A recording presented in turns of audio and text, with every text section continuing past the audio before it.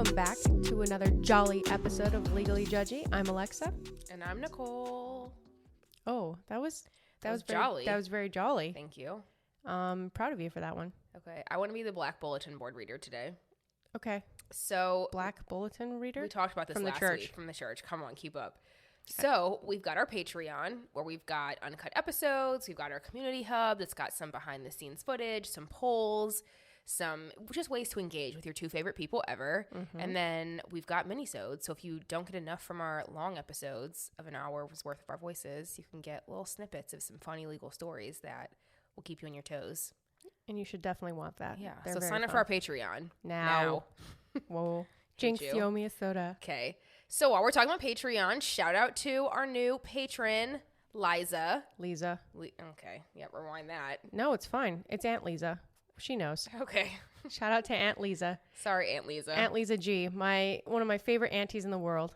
It's Alexa's fault. She didn't coach me on the pronunciations. No, I would think Liza if I just saw that. I was thinking Liza Minnelli. Yeah, that's my auntie. How did you know? Love you, Liza M. Is Liza Minnelli still alive? I don't know. Yeah, I'm gonna say yeah. I think she's alive. Everyone guessing here? Yep. Yeah. Let's do a poll on that. She is alive. Thank you. Okay. Sorry. Imagine if this really was my aunt, and I don't know if my own aunt's alive.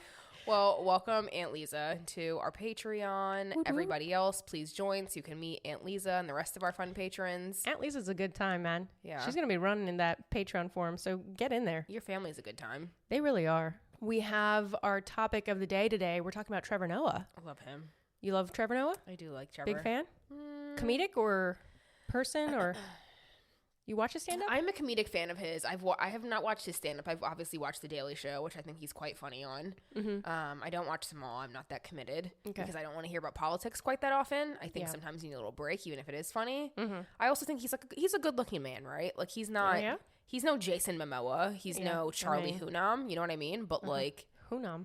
That's the guy from Sons of Anarchy. The white guy, right? Yeah. I only like him in Sons of Anarchy, though. I've seen him outside, and I'm like, you're a little soft. You like the bad boy?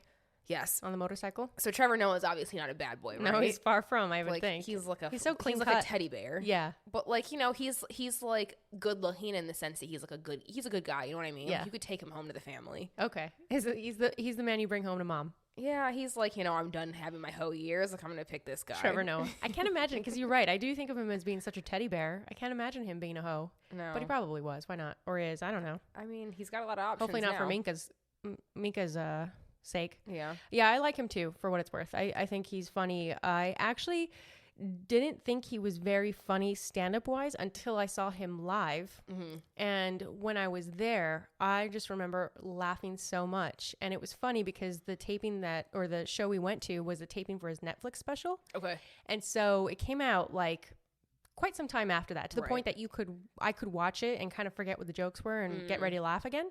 And I remember watching it on Netflix and not really laughing as much, but not because I remembered the jokes. I just remember thinking, oh, this isn't as funny. And then I realized, I was like, did they cut it and edit it in a different way? Yeah. And I was like, yeah, it had to be that, because I remember his jokes just being funnier and better in person. Right. So that I had always liked him just generally because I thought he was smart. And of course I do like smart political comedy. But then the stand-up, I was like, oh no, he can be really funny. Yeah. But just live. He's a cool guy.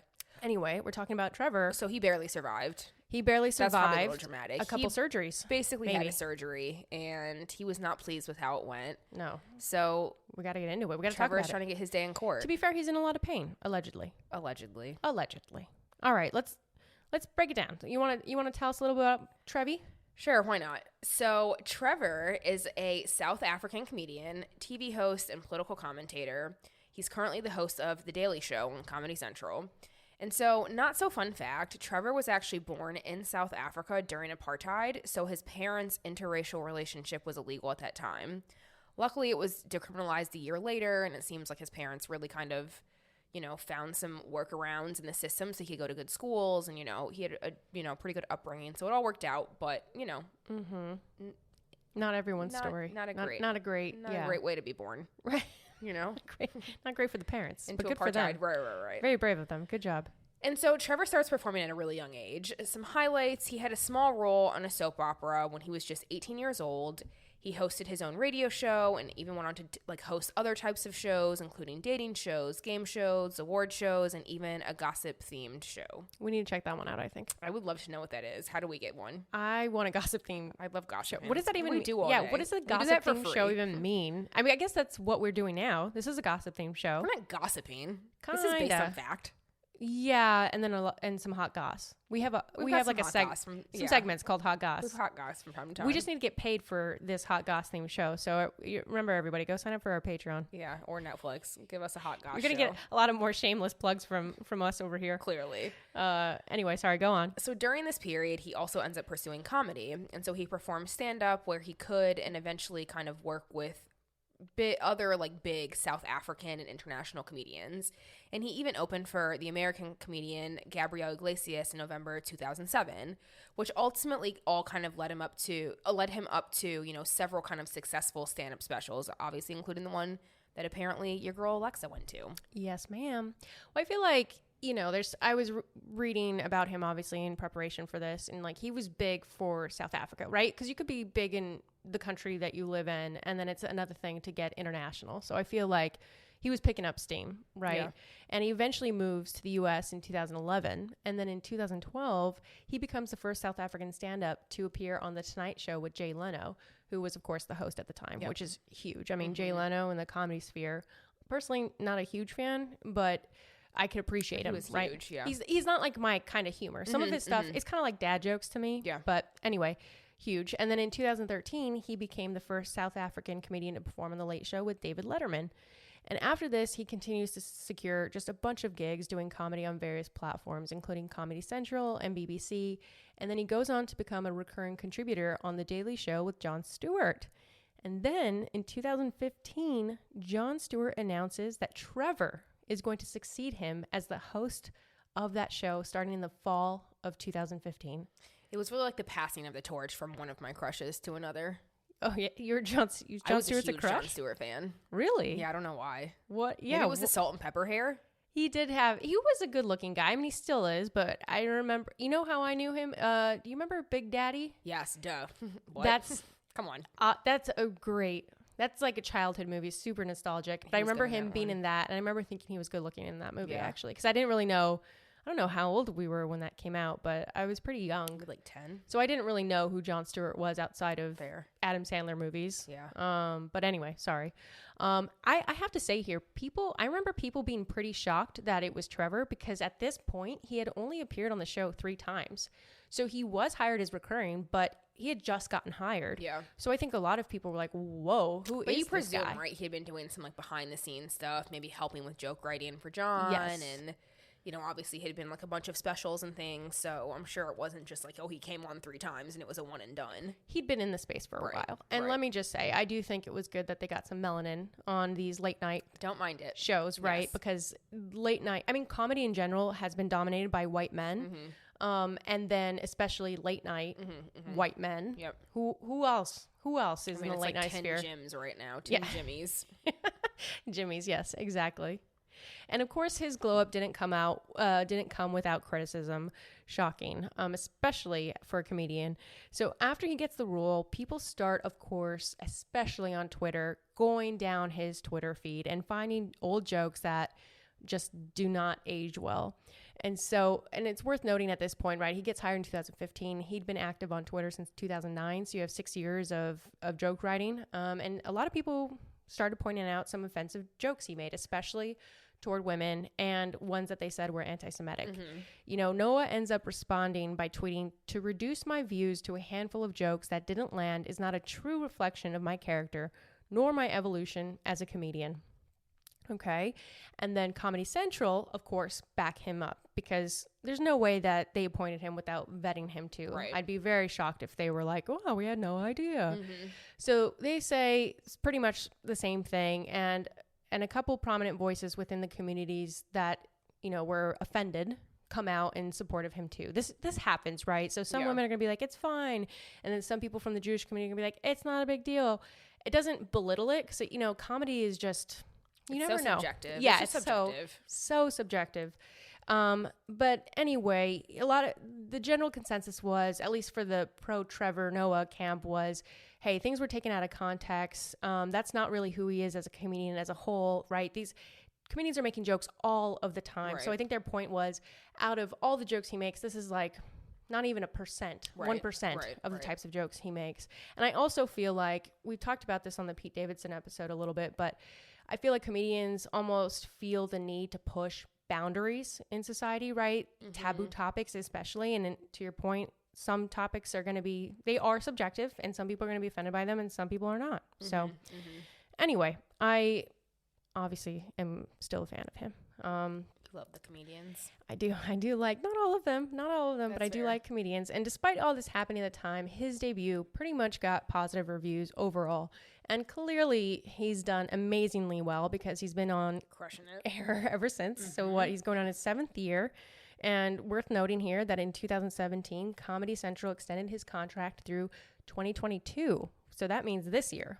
There's literally no way that they're not going to renew his contract unless he says no and has other opportunities. Like, he's obviously doing so well. I think the viewership is really, really high. People obviously like him. He's gotten a lot of other deals. So it just seems like, why would you not continue? Yeah. You know, I think so. His legacy at the Daily Show. To your point, if it doesn't happen, I do think it's going to be because of him, not because of Comedy Central.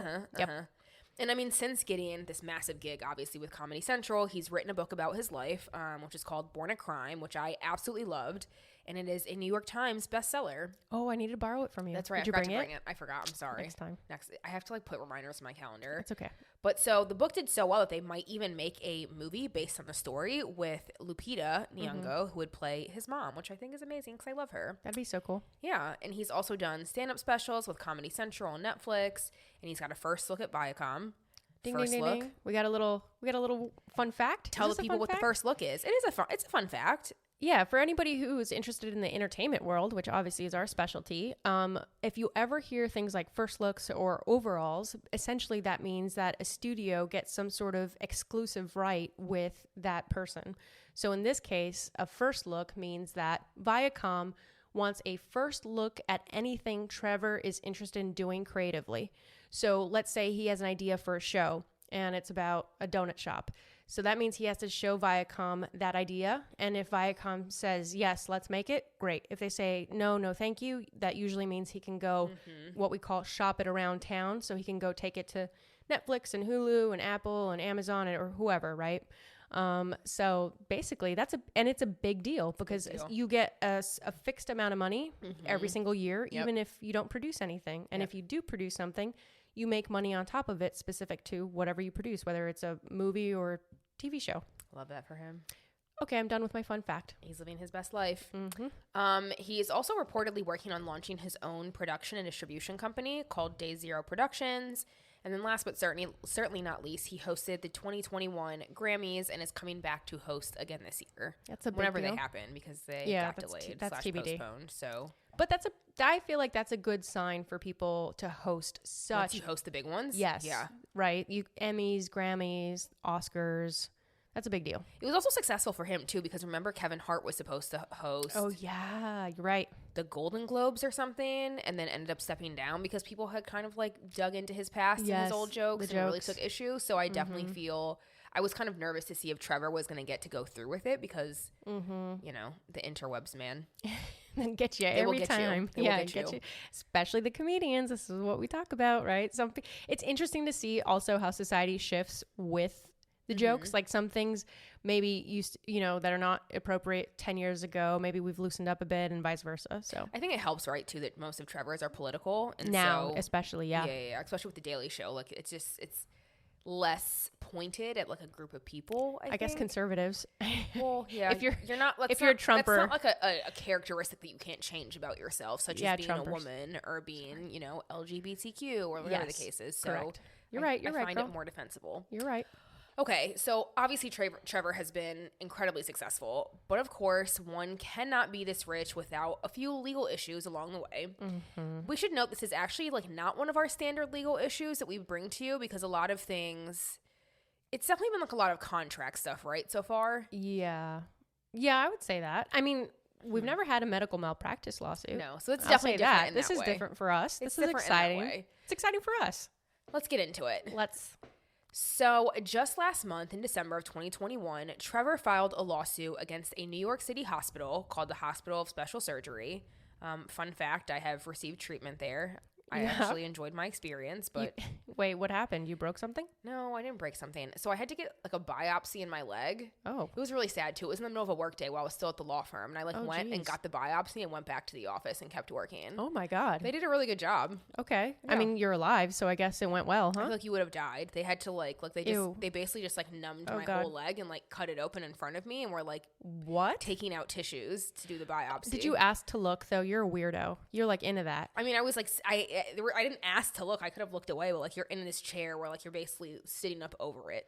Nicole, they opened your leg in front of you? I swear to God, they numbed this whole section and literally sutured it open. I'm going to throw up right now on this microphone. Okay, we're going to move on from this. So was there a flap of skin open on the table? What do you mean? It was, I'll show you the scar when we're done. Oh my God. And did they ask you though, do you get queasy? Do you want some sort of... I don't think so. This doesn't sound like a great hospital to me. Now everything's changed. I'm never going to this hospital. Okay, well, let's get back to Trevor's issues. I'm completely fine now. Then we'll get to my issues. So Trevor files a lawsuit against this hospital of special surgery again, and this doctor, Dr. Riley J. Williams III, over a surgery that Trevor had in November of 2020 for an undisclosed condition, which he says was botched. Mm-hmm. So the background is that Trevor was actually receiving care at this hospital for an issue beginning in August 2020, and then basically went through until December 2020, which was after the surgery, since that was in November. And again, the medical issue has not been made public. Of course, there are very strict laws on making health and medical information public. So Trevor would basically have to disclose it himself, and the hospital and the doctor are forbidden from doing so. Mm-hmm. But we do know that Dr. Riley J. Williams III does knee, shoulder, and elbow surgery. So he's basically an orthopedic doctor. So I think it's safe to assume that the condition is related to, one of those joints. He did not go to him for a rhinoplasty. Right, for plastic surgery. Yeah, no, probably think not. He was probably dealing in one of those ligaments. I have some fun facts. Get into your fun facts. So a couple fun facts. This hospital, before I found out that they do open heart surgery with you watching, sounded pretty reputable. Sounded pretty reputable before this, but anyway, as I clutch my chest, my pearls. The hospital was founded in 1863 and is the oldest orthopedic hospital in the United States. That's what they say on their website anyway. And they are the official hospital. Can you imagine they just made that up? That's on their website. just covering my bases in case another orthopedic surgeon is listening and was like, it's my hospital. I opened it in 1862. I love the accent. Well, someone in 1862, do they talk like that? Anyway, we don't need to get into transatlantic accents. Anyway, this hospital is the official hospital for the New York Giants, the Mets, the Knicks, the Brooklyn Nets, and USA Basketball, among others. But these are some highlights. And the doc... A lot of losers, huh? Yeah. It's not a great lineup. I don't really know if that's a... Yeah, they added confidence. Yeah, that's fair. But anyway, we've heard of those teams. It's not like ASO soccer. This doctor is a Yale and Stanford educated doctor. Not that I want to be super snobby, but I have heard of those schools as well.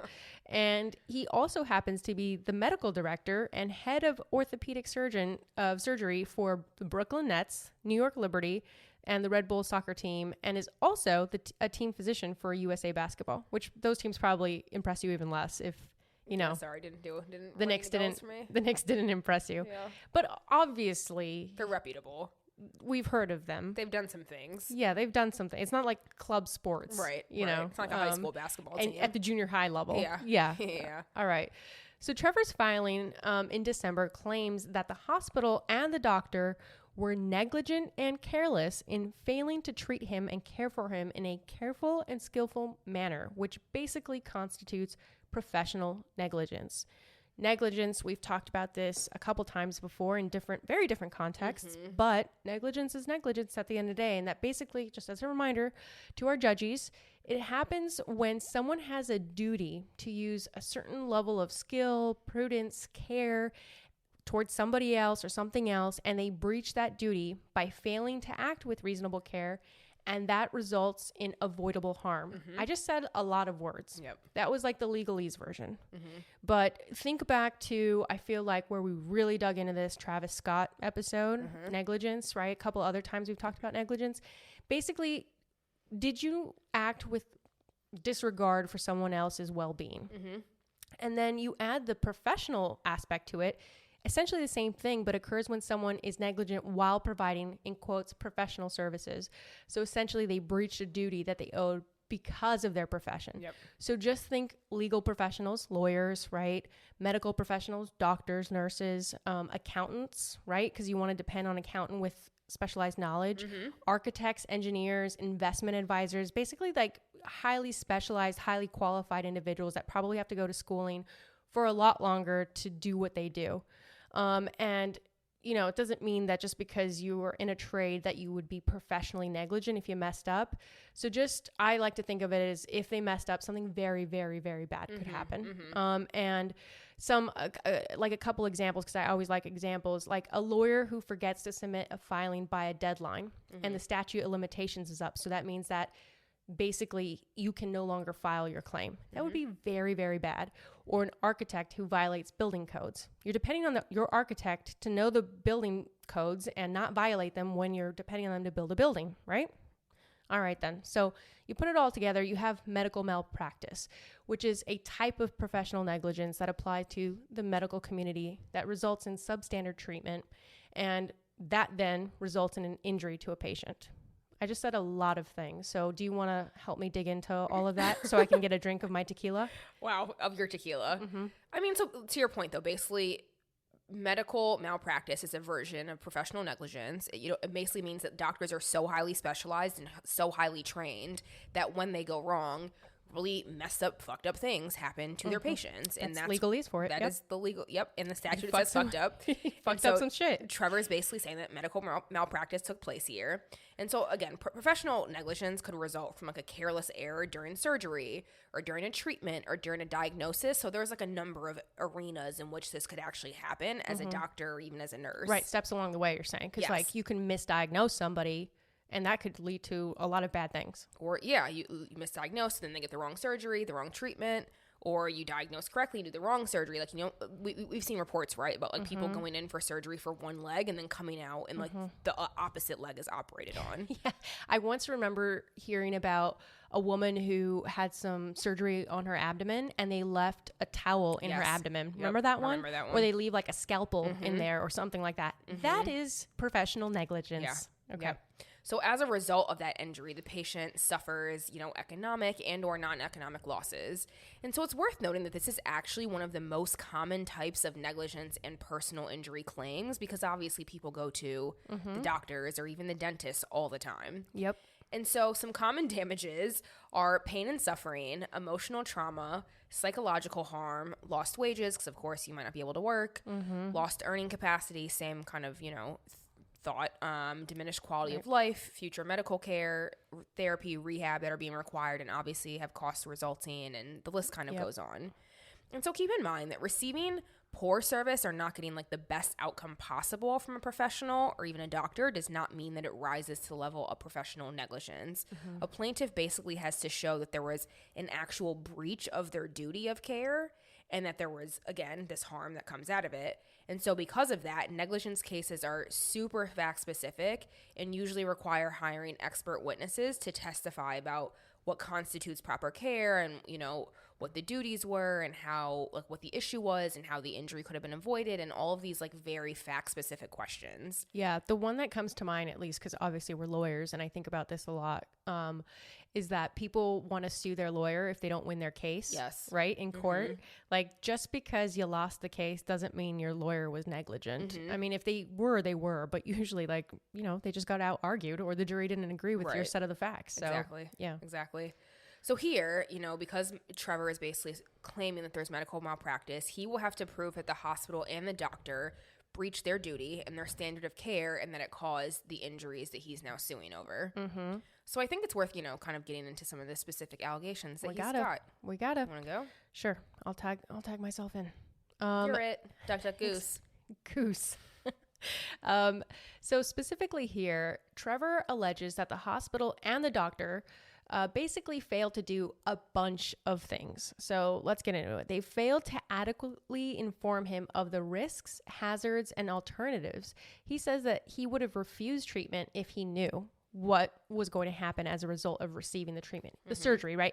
And remember, everybody, we would love to get into more specifics, but this is literally what his complaint says.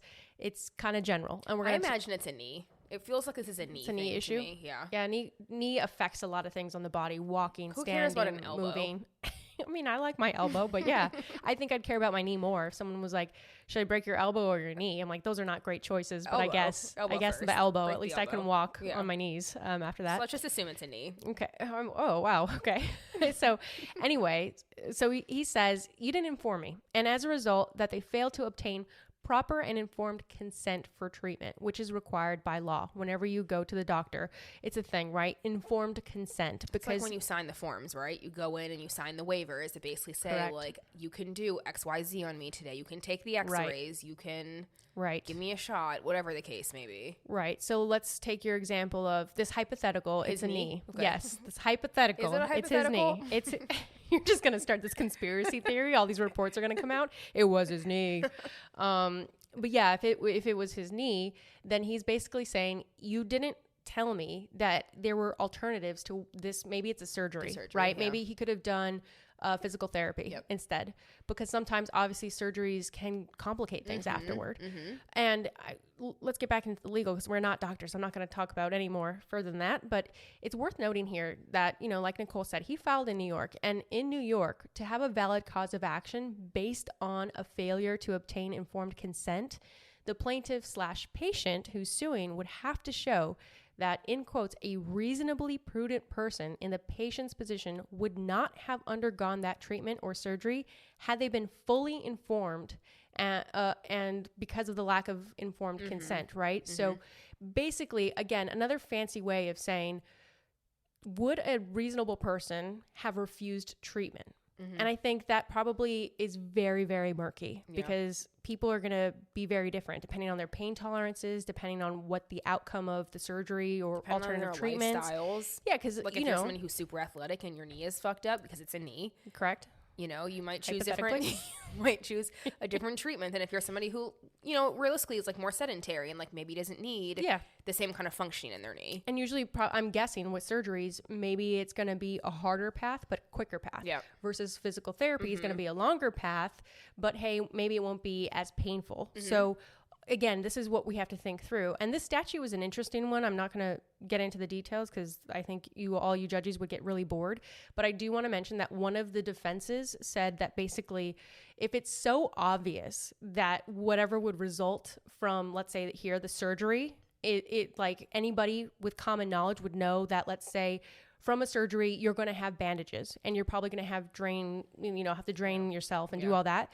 A doctor shouldn't have to inform you of like the obvious things, which I do remember in law school, certain people trying to sue over like surgeries because they were in pain after. Right. And you're like, well, of course you're going to be in pain after surgery. Yeah. You just had like, I don't know, like your leg opened up. Like after it's sewn back together. I was fine. I went back to the office. Well, you're I don't know. You're also like in New York shaking down doors and hoping for lawsuit payout. So I think your pain threshold is a little higher than the average person. Maybe. Okay, you take it. Let's go back and forth. There's so many here. Okay, so he also said that they failed to investigate the qualifications, competence, capacity, abilities, and capabilities of the doctors, nurses, and other employees there. That's a big one. So basically, he's saying none of these people were trained and ready to do the surgery on him. They were just some bootleg doctors and nurses. Just off the streets. That's kind of bad for our main doc, William, who was trained at Yale and Stanford and is the head of with, like, orthopedics. all of the teams in New York. Yeah, so I'm interested. I would be very interested to see how he spins that one. I imagine maybe he's talking about the other staff, but I don't know, TBD. He goes on to also say that they failed to use approved methods in general use in the care and treatment of him. So he's basically saying that whatever the standard would be to treat me, you deviated from that. You did something different. He also said that they failed to prescribe proper medications that could have been, like whatever he's taking after for pain. maybe even before for like an infection or like pre-treatment. Wrong thing. Long story short, saying that the medications were wrong. Okay. He said that they failed to discontinue certain prescription medications. So in tandem with what you just said, not only did they fail to prescribe the right ones, but they failed to stop him from using the wrong ones. So like hypothetically, if someone got like hooked on a, pain med, this might be a claim that they had. I'm not saying that that's the case hypothetically. Yeah. Uh-huh. He also said that they failed to use proper tests and examinations to diagnose his conditions. So not good. Maybe it was supposed to be the elbow and they did the knee. Imagine he's like, my elbow's real fucked up, yo. And Doc William was like, you know what? I got you. And he starts operating on his knee. Yeah, if that happened, I'm all for this lawsuit. And we need to take a moment for some, I'm going to call it noteworthy commentary from us, because I have to say, Trevor's complaint doesn't have as many detailed facts that you'd expect in a negligence lawsuit, other than mentioning like specifics like the medication that you said. That's specific, right? Mm-hmm. You prescribed the wrong medication, and then you failed to stop me from taking another wrong medication. Yep. That's specific. Okay, I got it. I can figure out. Instead, a lot of his complaint had a lot of what we'd call conclusory statements, like they failed to care for him in a skillful manner. Yep. What does that mean? Yeah. That's too general. You have to provide more. Yeah, I need to know, how did they fail though? What did they do? What did they do? Failure. Exactly. So like the example of the towel being left in the woman's abdomen. That's feels clearly straightforward. Yeah, there's facts. It's descriptive. I can even picture it. I picture this poor woman with a little bulge in her stomach because there's a crumpled towel in it, right? So assuming this goes forward, the court will likely want to dig into this because negligence claims, like we've talked about, are so fact specific. You're going to call in the experts, like you said, to say, okay, you're a doctor, right? Your expert testimony is going to be from other doctors in that field, usually somebody that has that information and says, when we do a knee surgery, these are the things that we do. These are the medications we prescribe. Okay. And then you're going to compare it to what Trevor was prescribed. Right. That's the way you're going to do it. Yep. Here, not enough to go off of. No, but he's got enough claims to basically say that he suffered a serious personal injury that is permanent, severe, and grievous. And he specifically says, in quotes, that he sustained severe and painful personal injuries, sustained severe nervous shock, mental anguish, severe emotional distress, and great physical pain, and was confined to his bed for long periods of time. Again, interesting, though, because it's like one of those obvious things, right? Like, if you in theory have knee surgery, you might be in bed for a little bit after. Like, I'm not even like just saying the knee, you know what I mean? Like, if you have shoulder, elbow, whatever. Surgery. Like, you might have to be in bed recovering. So, correct. like, also not a lot of facts in terms of like, was he in bed for 2 weeks versus like 2 months? Because that, makes a difference. Right. Like, what does a long period of time mean? Precisely. Yes. And so he also says that he suffers from a loss of enjoyment of life and is unable to do his job as a host for extended periods of time. I just want to note right, the knee. It's pointing to the knee. I'm trying to tell you. Oh, there's so much passion. Okay. I just want to note that it's unclear on the job front since they were already on a 3-month hiatus. The Daily Show. Yeah. Okay. He and his show were on a 3-month hiatus at the time. And he returned in September because he was, still getting the treatment. Like I said, he started in August, but then he only took off 7 days around the surgery. Interesting. So like, little is sleuthing. he unable to do his job or? And it's funny because on the Daily Show, he mainly sits. What ligament out of the shoulder, the elbow, and the knee would hurt the most if one were sitting? I want my elbow on the desk, that doesn't sit that way. You've watched the show. You know he doesn't sit like that. Also, worth noting, hasn't he been filming a lot of segments like from his house too? He's like sitting. It's like a work from home. It's a lot of sitting is all I'm saying. One's knee could hurt. My knee hurts sometimes too, Trevor. As if this is very salacious too. I know it was knee surgery. I just know it. He had a torn patella. And so his filing also goes on to say that because his injury is permanent, he will continue to suffer similar damages in the future. The actual damages, like monetarily, were not specified, or at least we couldn't find them because it wasn't like completely public. But that's what Trevor is talking about. He wants lots of money. Apparently the millions that he gets are not enough. So the hospital, I know we're poking fun of him, not to say that he doesn't have these things, but we've just seen the complaint and Trevi, you got to do a little bit better here. There's no evidence, my guy. Hire better lawyers. Not saying that you don't have it, but come on, guy. You could have hired us. We could have put together a better story. We're not even litigators. We're not even litigators. Right. Talk to us about your hypothetical knee or elbow or I forgot the other thing. Shoulder. Shoulder. Okay, the hospital responds and says, shockingly, the claims are meritless. So they say that they received a complaint filed on behalf of Mr. Trevor Noah. We have shared with Mr. Noah's attorney a detailed rebuttal to the claims, which are meritless. Due to HIPAA, we are restricted by law from addressing publicly specific aspects of the treatment of any patient, which you already talked about, but HIPAA stands for Health Insurance Portability and Accountability Act. It's a federal law that protects sensitive health information from being disclosed without the patient's consent or knowledge. So along with this statement that they made, which they made publicly to quite a few news outlets, I feel like they were like, let's clear our reputation right now. They also filed responses afterwards asking for the judge to dismiss the complaint. Well, multiple complaints because they sued the hospital and the doctor personally. Yep. As well as costs and disbursements of the action. So essentially they're saying, this is such a waste of time. Also, pay our lawyers. Give me my money back. For everything. Yeah. And then last week, January 8th, the hospital files another document as specific as they could anyway, denying almost all of Trevor's factual and legal claims. Basically, they only confirm certain like very basic information like they're a company and their hospital information. Yeah. These complaints can get real boring real quick, people. I mean, you should see the lines. It's like, I am Joe Schmo. Yeah. I live at 123 Strawberry Lane. And so you have to go be like, yes, I'm Joe Schmo. Yes, I live at Strawberry Lane. So basically they said yes to that. Not controversial. And they did say that they acted within accepted standards of medical care, and they basically leave the rest to the court. They did add that they didn't have sufficient information to respond to the remaining allegations that they essentially didn't deny because they felt they couldn't, because it was so general, right? Like we talked about, Trevor's claims was just, you failed to act in a skillful manner. Okay, how? Yeah. What do you say to that? It's like, but we did. Right. That would be the response. Yes, we did. And then we're done. And the court's like, no, you didn't. The judge is like, come on, guys, I have nothing to work with. Right. They do suggest that whatever, if any, damages Trevor suffered from are his fault, though. And they said that it wouldn't be due to their negligence of the hospital or the doctor. So essentially here, they're invoking what New York law refers to as pure comparative negligence. I remember this in torts in law school and being like, I don't want to memorize all this. Yeah. But essentially, not the sexiest, but for our legal eagles here, you guys might have fun with this. Who knows? Let's hope, because you're listening to our show. But the underlying legal principle here is something called comparative fault, which is meant to determine how at fault each party is and whether they can recover damages as a result. Example, because I love examples.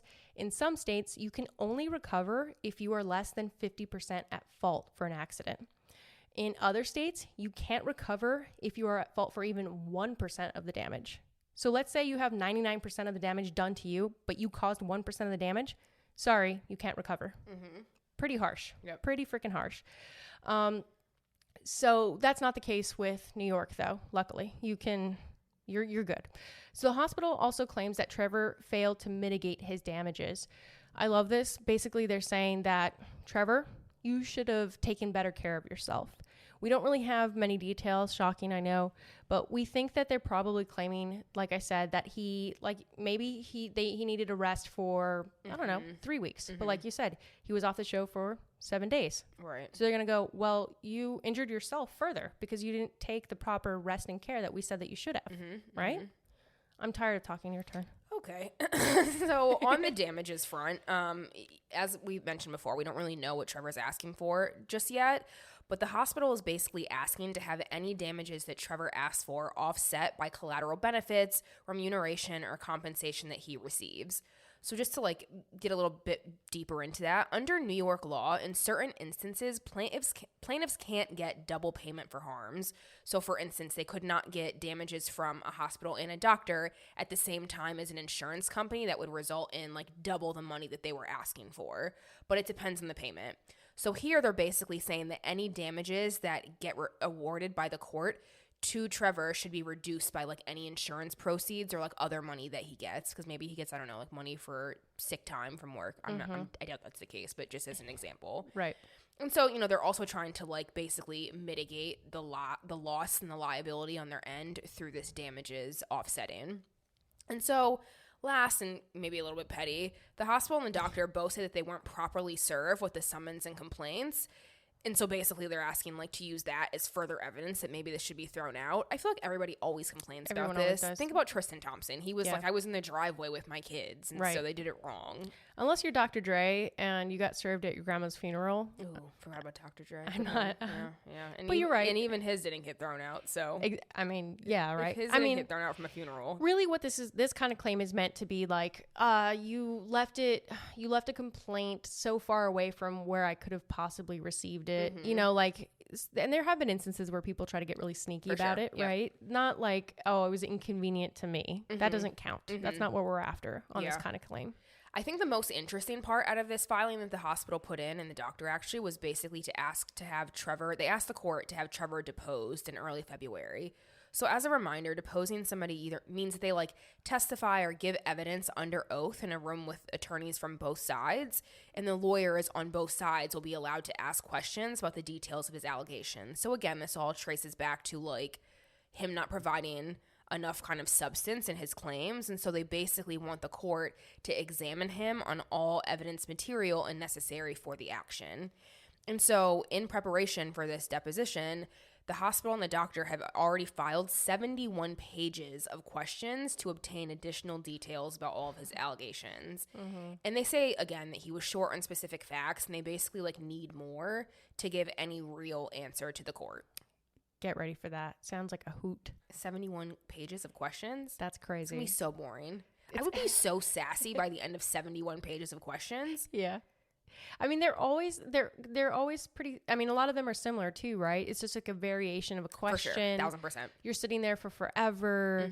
Like, this is just part of the reason why I never wanted to be a litigator. I just thought a lot of this stuff was kind of boring. Yeah, it's never like on the TV shows. There's never that like aha moment because all that stuff you've already done in depositions. Like when you go to trial, right? Like you've asked those things before. And then you'll be like, well, in the deposition, right? Things can still, someone could say something different than their deposition. You actually hope that if you're on the opposing side, right? Gold. Because you're like, you lied, and you know, and this blah blah blah. But it's not like that exciting. It's never fun. I want to just point out a fun fact that I thought of, or that stuck out to me. I think that it was interesting to me that neither one of Trevor Noah and or the hospital had like the reputable firms that we all know about. Which is like, you would think if you're bringing like a claim like this, you would come in with the heavy hitters, but they were kind of like a bunch of lack of name attorneys, which I also Are we being a little snobby about this? I don't know. It's not snobby when your attorney files a complaint and they don't give any evidence. Like, fair enough. Clearly, your lawyer didn't do a great job. If the hospital basically comes back and says like, we can't even answer this shit because you gave us no facts. I wonder why. Yeah, I do wonder why. Either the facts aren't there, you hired a not so great lawyer. Right. Or one thought is like maybe they were trying to file before the statute of limitations was up, so they were like, just get in what we can. But I can't imagine it would have been up in a year. Yeah, that'd be for very personal quick. Injury. That's so fast. And some things don't even present themselves in a year. I don't know. So whatever, not great. But okay, so where do things stand now? So Trevor is going to be deposed on February 8th, 2022. So we will be back with some updates at some point. The saddest part of the story to me is that he has to be deposed in White Plains, New York, which is like, I mean, what does that mean? It's not Manhattan, so I can tell you, it's not Manhattan or Brooklyn. I can tell you that much. It's like just like it's like a sad little town. Oh, wow. Sorry if you're from White Plains and you love it. Well, I mean, I'm from two sad little towns, so it's not like I'm from like, look, if someone's fucking Paris. If someone's offended by us at this point, I mean, you really shouldn't be listening. Late, I mean, Judgy is in our name, so it's gonna happen.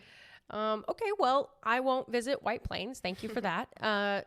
But a bright spot, he just got back from a romantic trip to South Africa with his boo, Minka Kelly, which there were a lot of speculation about whether they were together, though it seemed pretty obvious because they were consistently photographed together, but they didn't actually ever say anything. So I feel like that's why people were just like, why aren't they saying anything?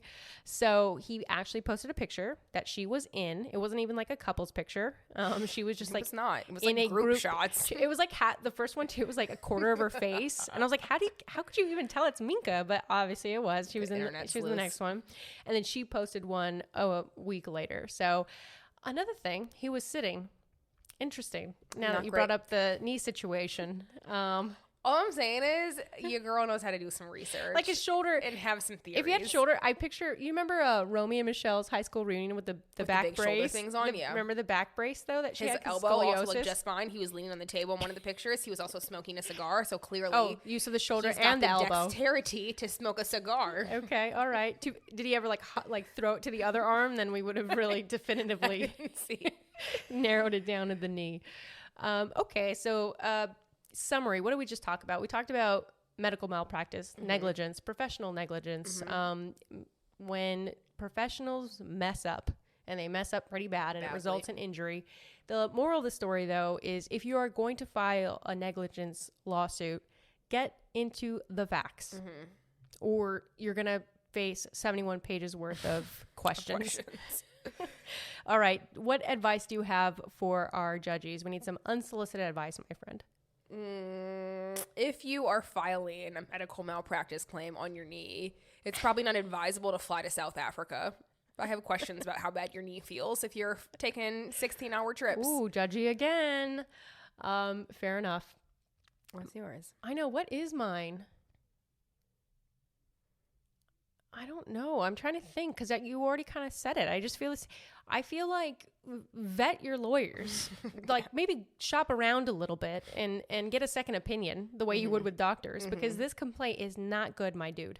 You're going to be in that deposition forever. Not that you wouldn't anyway. Like I feel like the hospital would have thrown him into a deposition just because they could. But like just do better with the complaints, you know? It's not good. Hit the spell check. Yeah. Hit the grammar check. Yep. You know, just do better. Yep. That's obviously Trevor's not a lawyer, but like Trevi, vet your lawyers a little bit better. We wish you luck though. Hopefully you're better soon and good luck with your case. Yeah, with that knee and those long trips. Hypothetically, allegedly. All right, Q&A. Q&A. We got one question. Okay. If you had to pick another area of law to practice, what would it be? Nothing. Not medical malpractice? Literally nothing. I would leave the law. If it's not entertainment, I'm quitting. I'm out. Yeah, I did real estate before, not going back. I did real estate and mergers and acquisitions. Ugh. Similarly, not going back. Those are both really Oh, boring. you know what I would say? Okay, I've got one. Yes, I always wanted to. Okay, this is so fucked Divorce. up. I kind of always wanted to be a divorce attorney Yeah. because I thought, like, I like salacious gossips and I like the hot goss and the tea. Divorce could actually be, that's so sad, but fun. Well, I mean, there's like a way to be a good divorce attorney, right? Where you're like mediating and trying to help them get to like a compromise that works for all parties. But of course, like you're going to get some, excitement along the way. Yeah. It's like listening to your neighbors fight. You know what I mean? Yeah, which is always a good time. Like can't turn away. Yeah, no. I mean, obviously we're making fun of it, but we have to because that's what we do on the show. I agree. I think divorce attorney. But I would want to represent like the woman who was screwed over by the rich husband and like cheated on her and hell hath no fear like a woman scorned. It'll be like two of us. And I'm like, it's okay, honey. We're going to stick it to him. And then divorce attorneys also make a lot of money. The only woman I would not represent in a divorce would be Shannon Bedore from Real Housewives of OC. She's kind of weird. Hate her. To deal with her.